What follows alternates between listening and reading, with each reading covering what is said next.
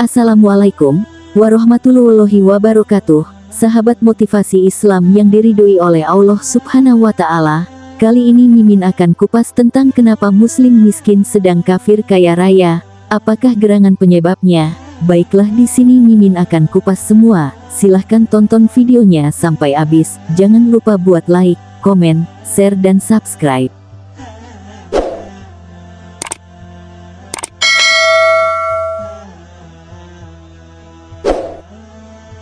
Muslim nampak miskin, kafir hidup kaya.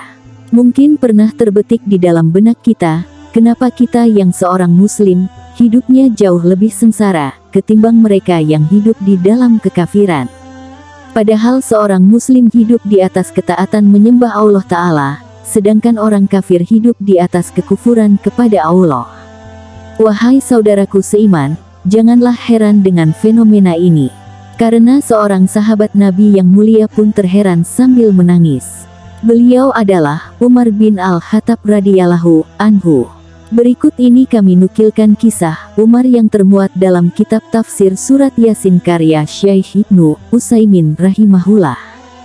Suatu hari, Umar mendatangi rumah Nabi Shallallahu alaihi wasallam. Dan beliau sedang tidur di atas dipan yang terbuat dari serat, sehingga terbentuklah bekas dipan tersebut di lambung beliau. Tatkala Umar melihat hal itu, maka ia pun menangis. Nabi yang melihat Umar menangis kemudian bertanya, "Apa yang engkau tangisi wahai Umar?" Umar menjawab, "Sesungguhnya bangsa Persia dan Roma diberikan nikmat dengan nikmat dunia yang sangat banyak, sedangkan engkau dalam keadaan seperti ini." Nabi pun berkata, "Wahai Umar, sesungguhnya mereka adalah kaum yang Allah segerakan kenikmatan di kehidupan dunia mereka."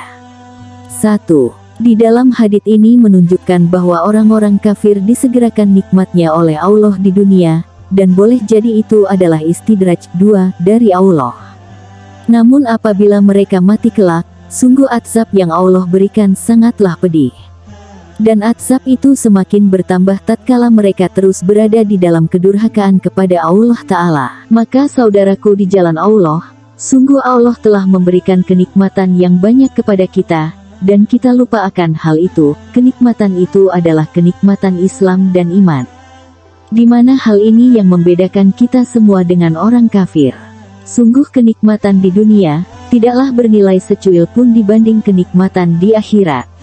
Mari kita bandingkan antara dunia dan akhirat, dengan membaca sabda Rasulullah Shallallahu alaihi wasallam, "Demi Allah, tidaklah dunia itu dibandingkan dengan akhirat, kecuali seperti salah seorang dari kalian yang mencelupkan jarinya ke lautan.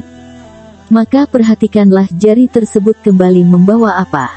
Hadis riwayat Muslim. Lihatlah kawanku, dunia itu jika dibandingkan dengan akhirat hanya Nabi misalkan dengan seseorang yang mencelupkan jarinya ke lautan, kemudian ia menarik jarinya. Perhatikanlah, apa yang ia dapatkan dari celupan tersebut. Jari yang begitu kecil dibandingkan dengan lautan yang begitu luas, mungkin hanya beberapa tetes saja. Hadits di atas juga menunjukkan bahwa perhatiannya, Umar kepada Nabi Shallallahu alaihi wasallam. Beliau tidak tega, hingga menangis melihat kondisi Nabi yang terlihat susah, sedangkan orang-orang kafir hidup di dalam kenikmatan dunia. Sebagai penutup tulisan ini, akan saya petikkan kisah seorang hakim dari Mesir.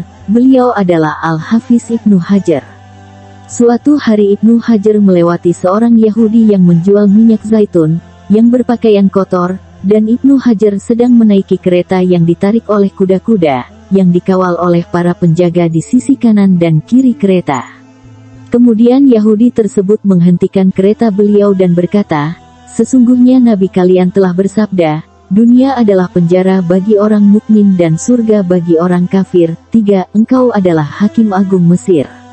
Engkau dengan rombongan pengawal seperti ini, penuh dengan kenikmatan, sementara aku di dalam penderitaan dan kesengsaraan. Ibnu Hajar rahimahullah menjawab, "Aku dengan nikmat dan kemewahan yang aku rasakan ini dibandingkan dengan kenikmatan di surga adalah penjara. Adapun engkau dengan kesengsaraan yang engkau rasakan, dibandingkan dengan azab yang akan engkau rasakan di neraka adalah surga." Orang Yahudi itu lalu berkata, Aku bersaksi bahwa tiada ilah yang berhak disembah kecuali Allah dan bahwa Muhammad adalah Rasulullah. Masuk Islamlah orang Yahudi tersebut. Allahumma bisawab.